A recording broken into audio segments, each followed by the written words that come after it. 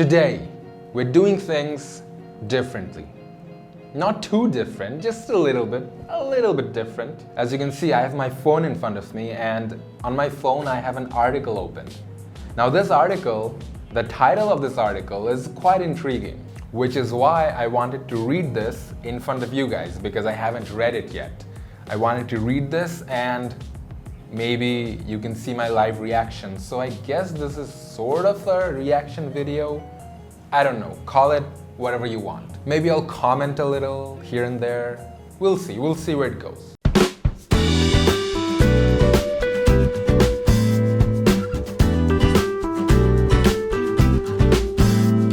What's up everybody, Tanvir Ahmed here. Welcome back to another video. Today, we're doing something different, like I already mentioned, so there's literally no point in mentioning it twice, but I just did, so I'm sorry, but not sorry. Anyway, let's get on with it. Okay, so here goes. An FBI behavior expert explains how to quickly build trust with anyone. Let that sink in for a bit. The key word here is anyone, okay? Because it's not always about you. Okay. Trust is one of the most valuable currencies among humans. Humans, not any other animals, not lions, not tigers, not rhinos, not hippos, not bacterias, not snakes. Humans. Without it, you can't build better relationships with anyone. Okay. Trust is a bilateral relationship. Trust is why people get married. Trust is the reason you pay for expensive services knowing that you will get good value for your money. Seems legit. There are two dimensions to how people make trust decisions. There is a preconscious automatic decision to trust, and then there is a conscious slow decision to trust, says Robert Hurley, a professor of management at Fordham University and the author of The Decision to Trust. Professor? I thought this was supposed to be an FBI expert. What? No matter what you want to achieve in life, building trust from other people will be a big part of your success. That's true. The process of gaining trust and understanding with anyone takes time, of course. But a single action can ruin any relationship you've built over a period of time. Yeah, trust is fragile, like glass. Here is a simple truth about humans you should keep in mind. We are all wired for connection. Yeah, I've said this before on my channel. We care deeply about ourselves, we want to feel important, and we like and trust familiar things. These ideas are the basic foundation for building rapport with just about anyone. Robin Dreeke is the founder of People Formula, former head of FBI Behavioral Analysis Program. FBI Behavioral Analysis Program. The FBI process includes research into social and evolutionary psychology, which has been honed for years of field experience. Throughout his life, Robin has received advanced training and experience in the area of social psychology and the practical application of the science behind relationship development. Okay. In his book, It's Not All About Me, the top 10 techniques for building quick rapport with anyone, he reveals that establishing artificial time constraints is the best approach to start a conversation with a stranger. When you approach someone to start a conversation, most people assess the situation for a threat before anything else. Discomfort in any conversation with a stranger happens because there is no end in sight, says Dreeke. He explains, the first step in the process of developing great rapport and having great conversations is letting the other person know that there is an end in sight and it is really close.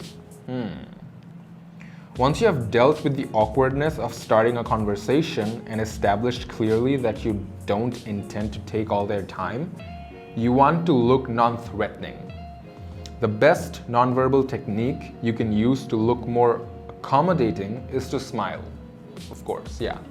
So when you smile, you're making yourself appear more friendly and less intimidating. Makes sense. You could even match the other person's posture, speech, etc. because our subconscious naturally picks up and likes familiarity. Okay, so far so good. If you don't feel comfortable using this approach to start a conversation, you can test the strength of your rapport by changing your body language and observe whether the other person's body language follows yours. Wow, okay. Matching and mirroring are about being in tune with the other. Dreek argues, but wait, before I move on, let me just explain a little bit. So, normally, you would want to mirror the other person to have them like you on a subconscious level. But you can actually test whether the other person likes you by changing your body language, and if they mirror you, that means that they subconsciously like you. So, okay, moving on.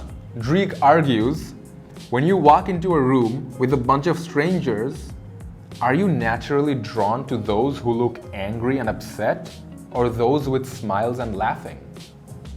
Good point. Smiling is the number one nonverbal technique you should utilize to look more accommodating. You can also project confidence in a conversation by making eye contact for about 60 to 70% of your interaction with someone. Okay, so yeah, you don't want to have eye contact 100% of the time because that is just creepy. So keep it to about 60 to 70% to show that you're confident but not creepy. Studies show upon meeting someone, we're looking for evidence of confidence. If you want to sound more credible, once you begin speaking, speak slowly. People who speak fast are usually very excited about what they're talking about. It could also mean you know your subject. Speaking slowly, however, gives you more credibility. In It's Not All About Me, the top 10 techniques for building quick rapport with anyone, Dreek writes, whenever I have a conversation that I believe is important for me to be credible in my content, I purposely slow down the delivery and take pauses for people to absorb the content of what I have just said. Maybe I should use that advice. Just listen. Listening is the simplest way to validate others. You don't need to tell your story. Just encourage them to keep telling theirs. Make them feel important. For most of us, our natural reaction is to interrupt, but it also means that we are never fully present when someone is talking. Hold back from interrupting or overriding with your own points, thoughts, and ideas. Dreek says, suspend your ego.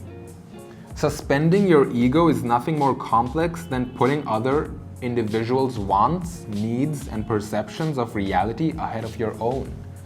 Most times, when two individuals engage in a conversation, each patiently waits for the other person to be done with whatever story he or she is telling. A great conversationalist encourages others to talk about themselves, neglecting their own need to share their great stories. In our louder and louder world, says sound expert Julian Treasure, we are losing our listening. He recommends an approach he calls RASA: receive, appreciate, summarize, and ask.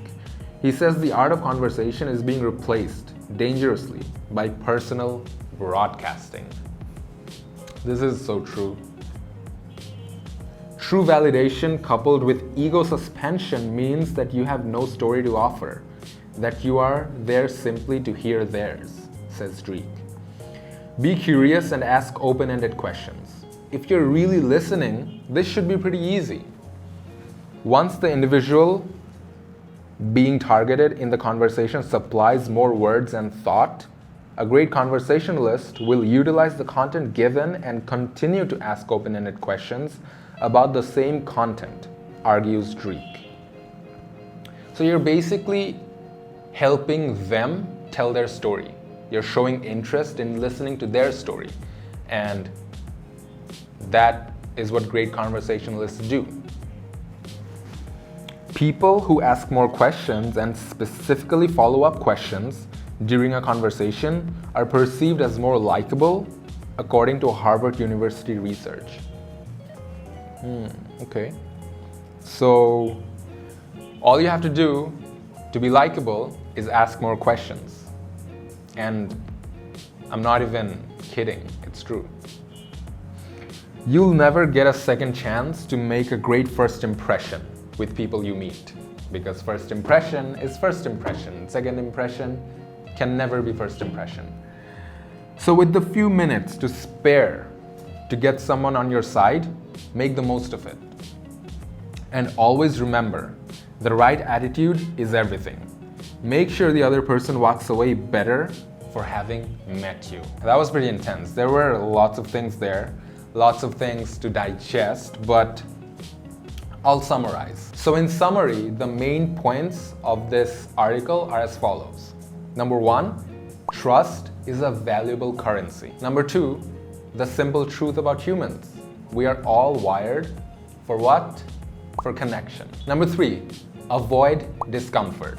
So the first thing you want to make sure when you start talking to someone is make sure that you have an end in sight and make sure that the other person knows where the end is. And also approach with a smile, which is number 4, look accommodating. Number 5, if you want to look more credible in front of other people, then you just have to speak slowly. Number 6, just listen. Number 7, encourage others. Remember, RASA. Receive, appreciate, summarize, and ask. Also, be curious and ask open-ended questions. And number 8, you'll never get a second chance to make a first impression when you meet someone. So take your chance. And no matter what, make sure the other person walks away a better man or woman after having met you. That's it for me, guys. I hope you enjoyed this video. I hope you got something out of it. I hope you liked it. Hit that like button if you did. Subscribe and hit the bell if you haven't already. And I will see you in the next one. But before you go, do let me know in the comment section down below whether you liked this sort of different kind of video, whatever you want to call it. If you want to call it a reaction video, call it a reaction video. But let me know if you liked it. Let me know if you want more of it. Then maybe I will consider making more of it because you don't own me.